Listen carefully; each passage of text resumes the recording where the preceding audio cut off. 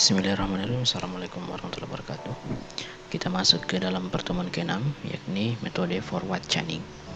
Metode ini adalah salah satu metode yang paling banyak digunakan di dalam sistem pakar ya. Jadi metode forward chaining itu merupakan sebuah metode yang melakukan pelacakan ke depan, dimulai dari sekumpulan fakta dan berakhir di kesimpulan. Kemudian metode forward chaining ini bermula dari fakta-fakta yang sudah diketahui atau ditetapkan dalam suatu sistem pakar. Kemudian dari fakta-fakta itu menggunakan premis yang sudah ditentukan oleh user, yang nantinya premis-premis itu akan disesuaikan dengan fakta-fakta tadi menggunakan suatu aturan tertentu. Nah, kemudian pelacakan forward chaining dapat digunakan dalam beberapa tipe sistem seperti ini.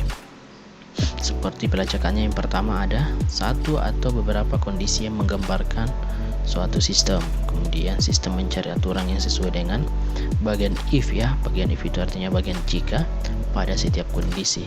Kemudian kondisi baru dapat ditentukan dari kesimpulan yang diperoleh berdasarkan aturan yang ada. Dan yang keempat, kondisi yang baru akan diproses oleh sistem dan akan dicari aturan yang sesuai dengan kondisi tersebut. Jika tidak ada lagi aturan yang sesuai dengan kondisi tersebut, maka tahapan ini berakhir. Kemudian terdapat dua cara untuk melakukan pencarian forward chaining ya. Yang pertama, memberikan semua data sekaligus ke dalam sistem pakar dalam satu sesi konsultasi. Dalam hal ini digunakan dalam sistem pakar yang terotomatisasi. Kemudian yang kedua, memberikan data dengan elemen tertentu pada sistem pakar selama proses konsultasi. Oke, kita masuk di penggunaan metode forward chaining. Di sini saya langsung saja masuk di contohnya. Saya langsung masuk di contohnya saja. Yang pertama, contoh 1 ya. Misalkan tujuannya adalah untuk mencari warna hewan bernama icak ya. Jadi ceritanya kita mau mencari warna hewan bernama icak. Nah, icak merupakan hewan amfibi dan makan lalat. Nah, kita masuk di aturannya. Jika X adalah amfibi dan X makan lalat, maka X adalah katak ya. Jika X adalah amfibi dan X makan lalat, maka X adalah katak. Nah, kemudian di aturan yang kedua, jika X adalah aves dan X bersiul, maka X adalah burung kenari. Kemudian yang ketiga, jika X adalah katak, maka X berwarna biru. Nah, yang keempat, jika X adalah burung kenari, maka X berwarna kuning ya. Nah, selanjutnya kita ilustrasikan forward chainingnya dengan melalui aturan atau fakta yang ada. Faktanya, icak merupakan amfibi dan makan lalat.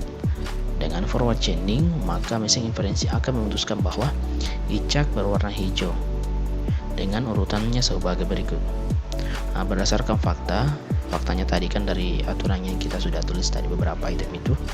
Yang pertama, berdasarkan fakta icak adalah amfibi dan icak makan lalat.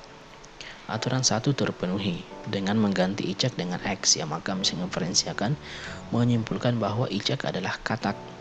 Dan aturan ketiga akan terpenuhi dengan mengganti nama icak menjadi X, sehingga mesin inferensi akan menyimpulkan bahwa icak berwarna hijau. Nah, di sini kita masuk di contoh kedua. Ini contoh yang paling mudah sebenarnya. Di sini kita mau menentukan penyakit malaria. Nah, penyakit malaria di sini memiliki beberapa gejala. Di sini dimaksud dengan khusus ke umum. Khususnya di sini adalah faktor-faktor penyebab dari malaria. Ada beberapa gejala mulai dari demam, menggigil, sakit kepala, berkeringat banyak, lemas, pegalun dan muntah. Jika aturannya seperti ini, jika user demam tinggi dan menggigil dan sakit kepala dan berkeringat banyak dan lemas dan pegalun dan mual atau muntah, maka dia masuk kategori malaria. Jadi ketika ada fakta-fakta yang tidak sesuai dengan malaria dan ada beberapa item yang tidak masuk seperti demam, mual, maka dia tidak masuk dalam kategori malaria. Jadi fakta-faktanya atau aturan-aturannya harus terpenuhi. Jika salah satu saja tidak ada, maka dia tidak masuk dalam kategori penyakit malaria. Seperti itu penggunaan dari metode forward chaining ya. Jadi apa kelemahan dan kelebihan dari forward chaining?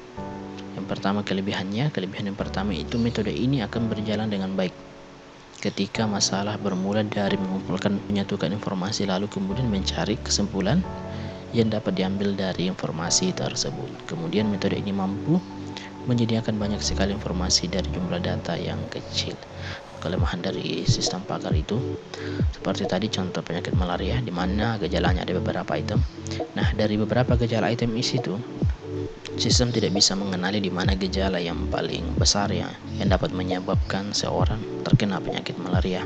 Dan yang kedua, kelemahannya adalah sistem bisa memberikan pertanyaan yang tidak berkaitan dengan fakta atau gejala yang berkaitan dengan penyakit tersebut. Contoh, kalau sudah banyak sekali gejala yang tidak berkaitan dengan penyakit, maka bisa saja dipertanyakan. Seperti itu dari kelemahan dari sistem pakar ini.